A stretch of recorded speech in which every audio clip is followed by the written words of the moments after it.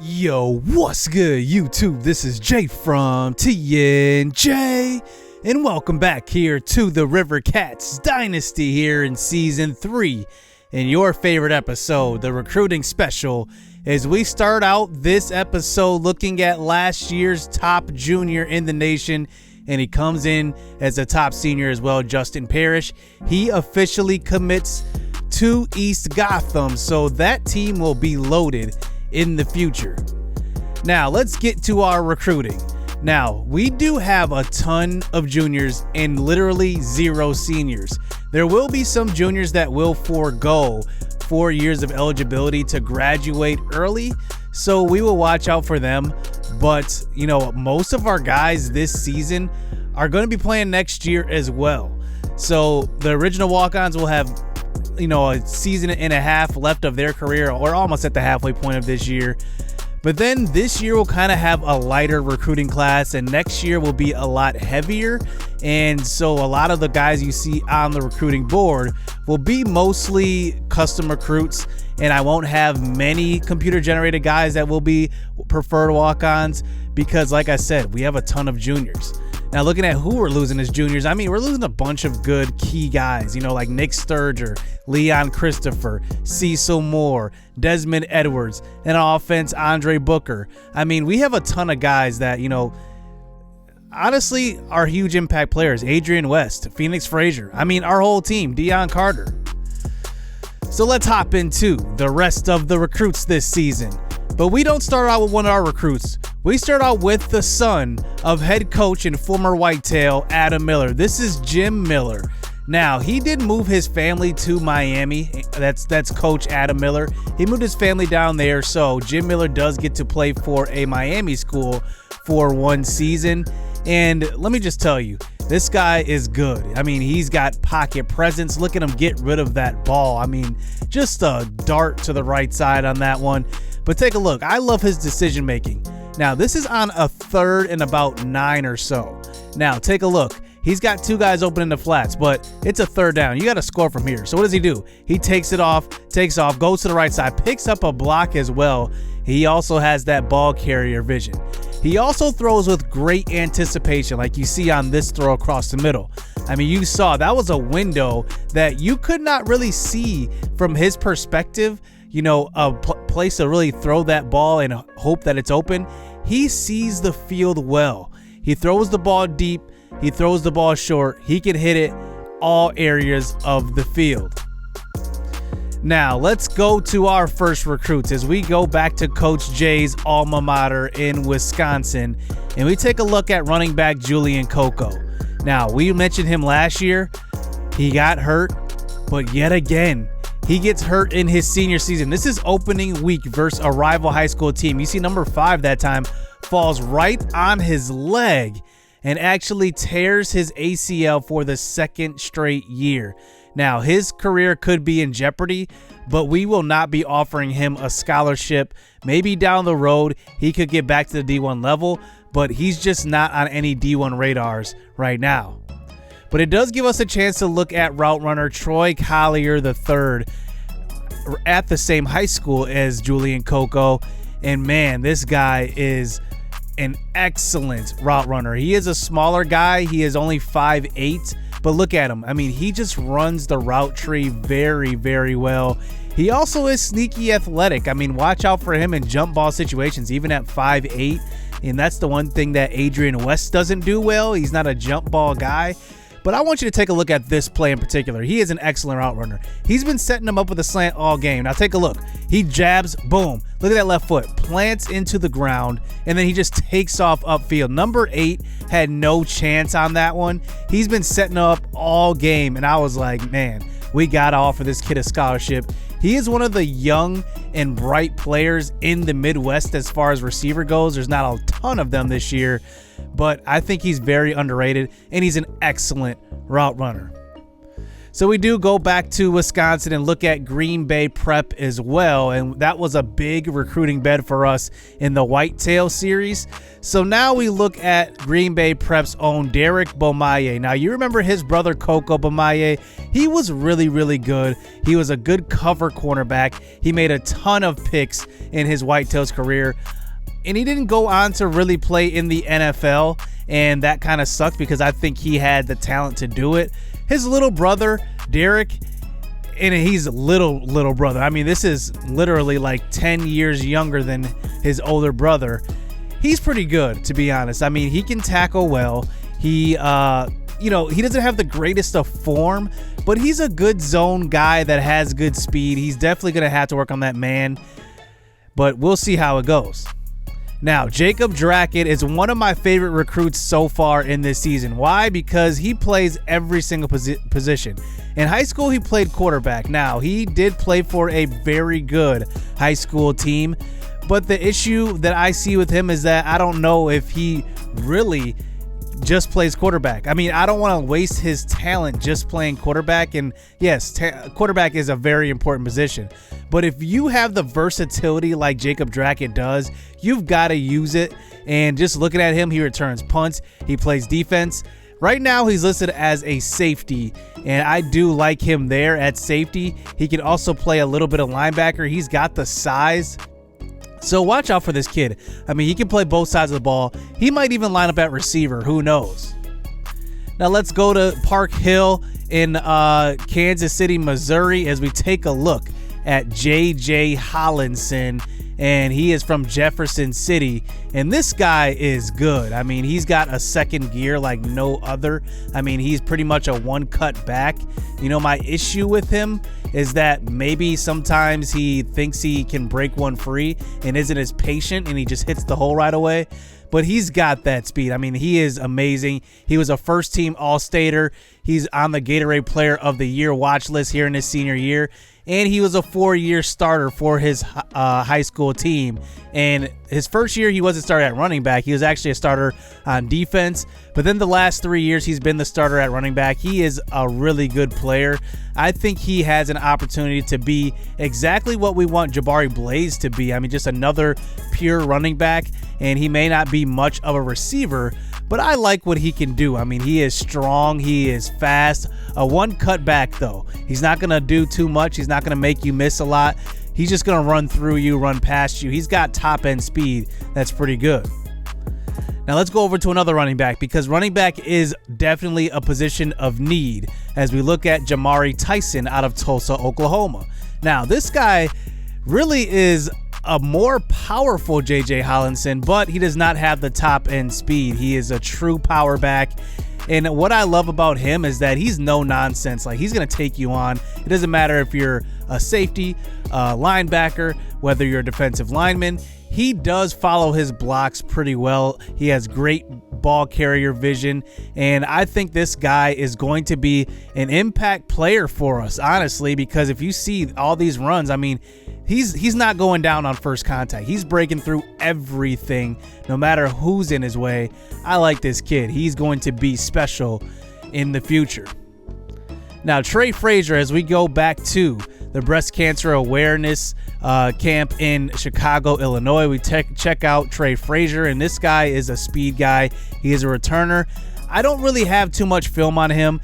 He is a fast guy. He is a receiver as well, but I honestly just see him as a special teams guy, even gunner on punt, and sometimes even taking back kicks. I don't really know. I guess we'll have to see. Right now, we do have our man Bryant Britt returning kicks, so we'll have to see if Trey Frazier can take that spot. Now, sticking at the breast cancer awareness camp, we have Jason Caron, an athletic middle linebacker, and then Jason McNeil, a zone coverage linebacker. Now, Jason Caron, I'm going to call these guys the Jason brothers because obviously their names are Jason, but it's funny. I mean, they just complement each other pretty well. They were playing like 7-on-7s, and I was like, man, these guys are good together. They were communicating and doing everything they could. And honestly, it's like the athletic guy and the guy that has the smarts. I can honestly see them being the 1-2 tandem at linebacker in the future. Now let's take a look at our number 1 prospect on the board. This is Ryan Mathis. Just take a look. I mean, the tape speaks for itself. I mean, this guy is a mauler. He moves people out the way, and he's got amazing power at guard. He's going to be amazing for us as he does commit already to the Rivercats. So let's look at our final board here. Jason Caron actually commits after that breast cancer awareness camp, and so does another offensive lineman. I did not talk about him, but Colton Hollywood. He's going to be a tackle that's going to have to protect the quarterback for 4 years at least. He will actually be one of the guys I probably will redshirt because I have some good tackles right now. But honestly, watch out for him. I like that we're just shoring up this offensive line, just getting some younger guys. With Ryan Mathis, you can just see 93 strength, 85 impact block. He is going to be very, very good for us. I am excited about adding him to the team. Now let's just take a look at the top of the board. Obviously, Jim Miller, he's the number 1 quarterback. We just have him added to the board to see where he'll go. Now, I don't know if he's going to go play for Adam Miller at Miami. I'm actually hearing he might be leaning towards Florida instead. So looking at Troy Collier III, who is currently our number 1 prospect on the board after Mathis did commit to our team. He is an awesome route runner. He's not really that big. He's 5'8", 185, but I think that his route running skills will definitely put him over the top of other recruits that we have coming in and even receivers on our roster. You can just see right there. I mean, he has decent strength at 75. I mean, he's pretty good. And I think that even he can line up at running back sometimes. We might have some packages in there for him. So Jacob Drackett is a guy that can play every single position. I highlighted that before. Now, he does have to work on his tackling just a little bit to be a true everyday starter at safety. But honestly, his just skill set is just unique. He can do everything. Quarterback, running back, receiver, kick returner, punt returner, everything. So he's going to be one of my favorite guys to play with for sure. We definitely need to monitor him so that we don't get him tired on the field. Now, J.J. Hollinson highlighted that he is a burner at running back. He's a first-team All-Stater. He's got good speed. I mean, I don't know if it's going to end up translating to college speed, but it's going to be good. He's got good strength as well at 80. So, you know, a lot of guys on our roster right now don't have high strength. I guess that's one thing that these 2 running backs bring to the table. As we go down to Jamari Tyson now, he is 6'1", 210. Now, he is a lot bigger than J.J. Hollinson, but I think that, you know, the thing about him is that he's going to be playing on a lot of short yardage situations, and that's one thing that I do love about him. He can break a tackle or two and pick up that extra yard for a first down. Now, Derek Beaumaye is an interesting prospect because his man coverage is not that good. And honestly, you know, on our roster right now, we have a couple of cornerbacks that are very good at man and terrible at zone. So it's just interesting to have, you know, just different types of players on our roster, especially in the secondary, because that's where we've been getting burnt all season long. So now, Trey Frazier, I said he was a raw prospect at receiver, and he's more of a kick returner. He's got speed, so that might just be his calling card. But right now, we do have a visit set up for him in Week 11, but I honestly think he's going to commit before that. I guess we'll have to keep an eye on him. Now, Jason McNeil. I hope to get these 2 Jason brothers. We already have one. I'm looking for the other. And Jason McNeil is a guy that's going to play good zone coverage. I love him in coverage, and he's got decent speed. Both of the Jason brothers have good speed at linebacker, and I do love that I am getting him. He's out of Tennessee because I do want to acquire Tennessee as a pipeline. Right now we have 3 pipelines. I believe it's Oklahoma, Illinois, and Missouri. So I think we just need to add Tennessee in there. And then I think we'll move on to another state, but I do want to shore up Tennessee, make sure we get Jason McNeil, and it looks like we're in a big lead for him. Now, a guy that I did not talk about is Joe Bashai. Now, we have not a lot of receiving backs on the team right now. I think that Deion Carter Jr. is the only one, and Joe Bashai is going to be that guy to take over in that role. Now, he does have good size, though, at 6'1". I don't know how shifty he is going to be, but he can play a little receiver. You can see his route running is at C. Catching needs to get up a little bit, 66, but that will improve. I don't know if he'll redshirt, though. Like I said, I only limit it to 5 redshirts a year so that players cycle through the program, and I don't always have, redshirt freshman starters, redshirt sophomore starters. I want, junior starters. I want senior starters. I want guys like that. So I kind of give up myself that, restriction, so to speak. As we move down to strong safety and look at Kai Keone, who is actually a really good tackler. I think that he's going to be a decent guy, especially on special teams. I think he'll play there maybe even right away. And he's a guy that I can develop at safety. I don't see any true thing that really sticks out. But right now, I think he'll be a good player. Now, Dixon Carter is a good guard. He's out of Bixby, Oklahoma. And one thing I like about him in comparison to Mathis, who we did already sign, he's a good pass blocking guard. So Mathis is a good run blocking guard. Now we have a pass protector at guard, and who knows, he can possibly move over to another offensive lineman position.